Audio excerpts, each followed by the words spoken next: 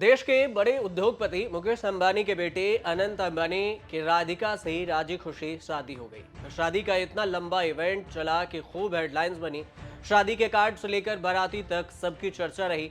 इसी शादी में पहुंचे थे ज्योतिर्पीठ के शंकराचार्य अवि मुक्तेश्वर आनंद, पीएम नरेंद्र मोदी, उद्धव ठाकरे भी। मेहमान अपने अपने घर लौट गए। शंकराचार्य मुंबई में रुके। 2 दिन बाद शंकराचार्य दिखे उद्धव ठाकरे के मातोश्री में। दोनों की मुलाकात हुई और उसके बाद पूजा पाठ भी और नमस्कार भी।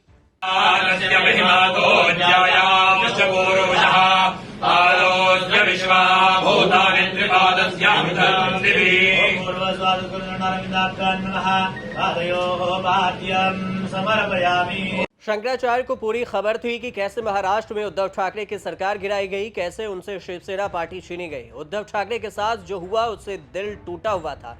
शंकराचार्य ने माना कि उद्धव के साथ विश्वासघात हिंदू समाज पर आघात था। शंकराचार्य ने मातोश्री में शपथ ही ले ली कि जब तक उद्धव महाराष्ट्र के दोबारा मुख्यमंत्री नहीं बन जाते तब तक ये पीड़ा बनी रहेगी।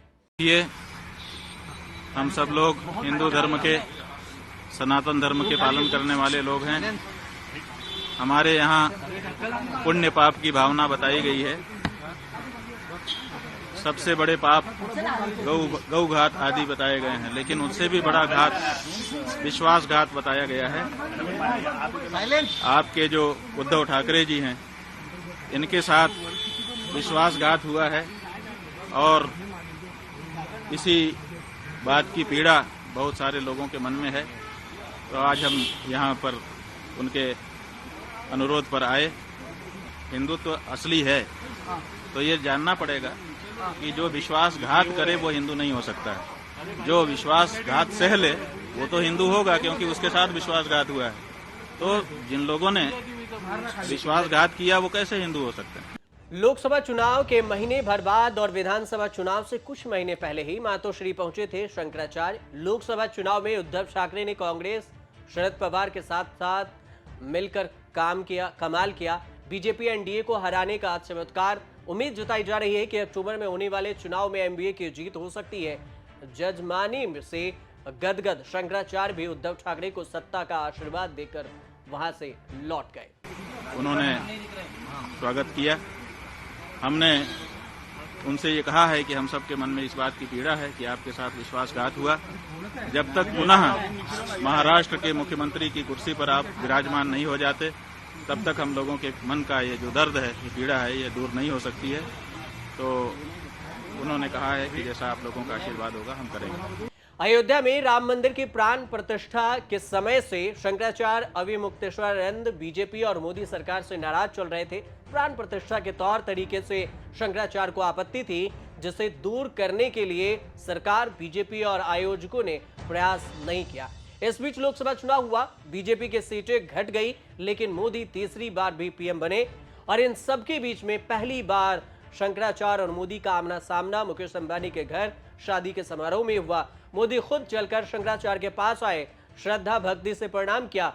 शंकराचार्य ने खुशी खुशी आशीर्वाद भी दिया।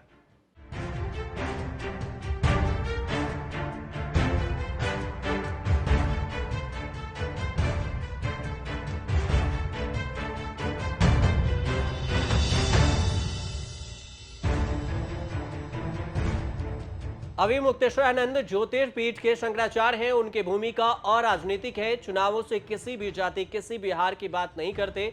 अयोध्या के नए राम मंदिर के प्राण प्रतिष्ठा को लेकर उनका बीजेपी और सरकार में से टकराव जरूर हुआ, लेकिन शंकराचार्य बीजेपी और सरकार को टोकने से भी पीछे नहीं रहे। बीजेपी के साइड से शंकराचार्य पर कांग्रेस समर्थन का आरोप भी लगा। शंकराचार्य ने सफाई दी कि वो मोदी के दुश्मन थोड़े ही हैं। लोकसभा चुनाव से राजनीति इसलिए पलट गई कि बीजेपी की सीटें बहुमत से नीचे रह गई। उससे भी ज्यादा मजाक इस बात को लेकर बन रहा है कि बीजेपी अयोध्या वाली लोकसभा सीट भी हार गई। महीने भर बाद उपचुनाव में बीजेपी बद्रीनाथ का विधानसभा चुनाव भी हार गई। कहा जा रहा है कि हिंदुत्व की राजनीति करने वाली बीजेपी को भगवान ने ही सजा दे दी। चुनाव नतीजे के बाद तो शंकराचार्य बीजेपी के खिलाफ कुछ नहीं बोले, लेकिन जब लोकसभा में राहुल गांधी के भाषण को बीजेपी ने हिंदू धर्म के खिलाफ साबित करने की कोशिश की, तब शंकराचार्य ने मौके पर चाका लगाया और कह दिया कि राहुल गांधी ने हिंदू धर्म के खिलाफ कुछ भी नहीं कहा। फिलहाल आप देखते रहिए न्यूज़ 5।